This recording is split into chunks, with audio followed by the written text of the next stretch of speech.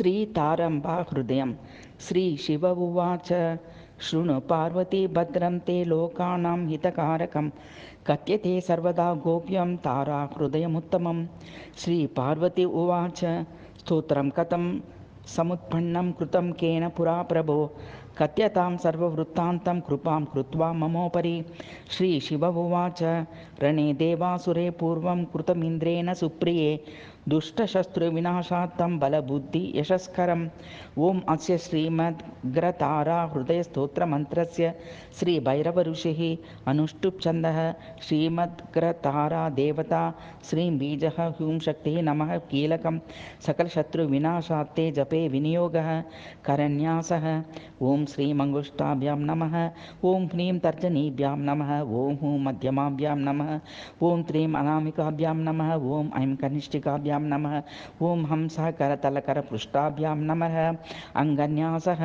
ॐ श्रीं हृदयाय नमः। ॐ ह्रीं शिरसे स्वाहा। ॐ हूं शिखायै वषट्। ॐ त्रीं कवचाय हुं।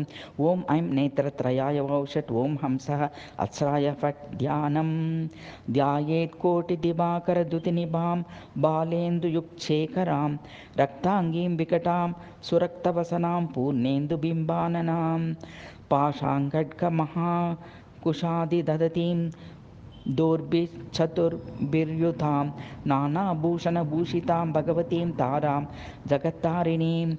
एवं ध्यात्वा शुभां तारां ततस्तु हृदयं पठेत्। तारिणी तत्त्वनिष्ठानां सर्वतत्त्वप्रकाशिका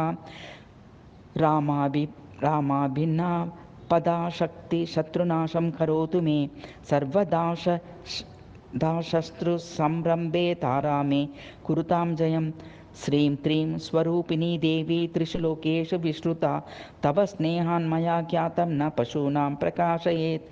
शृणु देवी तव स्नेहात्तरानामानि तत्त्वतः वर्णयिष्यामि गुप्तानि दुर्लभानि जगत्त्रये।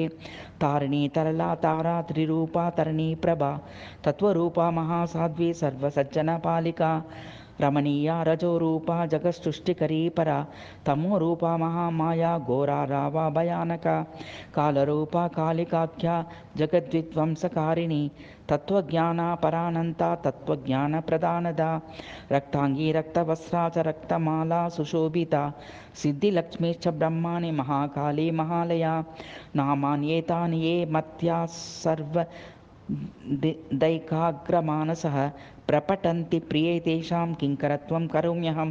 तारां तारपरां देवी तारकेश्वरपूजितां तारिणी भवपातोद्धेरुग्रतारां भजाम्यहं।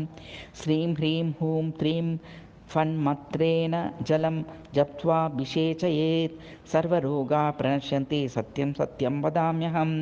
श्रीं स्वाहान्तैर्महामन्त्रैश्चन्दनं साधयेत् ततः तिलकं कुरुते प्राज्ञो लोको वश्यो भवेत्प्रिये।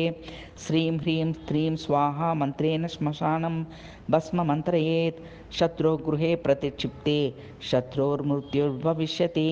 ह्रीं हूं श्रीं फडन्तमन्त्रेः पुष्पं संशोध्य सप्तदा उच्चाटनं करोत्याशु रिपूनां नैव संशयः। श्रीं त्रीं ह्रीं मन्त्रवर्गेण अक्षताश्चाभिमन्त्रिताः तत्प्रतिक्षेपमात्रेण शीघ्रमायाति मानिनी। हंसः ॐ ह्रीं श्रीं हूं हंसः इति मात्रेण जप्तेन शोधितं कञ्चलं प्रिये तत्सेव तिलकं कृत्वा जगन्मोहं सवशं नयेत्। ताराय हृदयं देवी सर्वपापप्रणाशनं राजपेयादियज्ञानां कुकुटिकोटिगुणोत्तरं गङ्गादिसर्वतीर्थानां फलं कोटिगुणं स्मृतः महादुःखे महारोगे सङ्कटे प्राणसंशये महाभये महाघोरे पठेत् स्तोत्रं महोत्तमं सत्यं सत्यं मयोक्तन्ते पार्वती प्राणवल्लभे गोपनीयं प्रयत्नेन न प्रकाश्यमिदं क्वचित्। इति श्रीभैरवीतन्त्रे शिवपार्वती संवादे श्रीमदुग्रताराहृदयम्।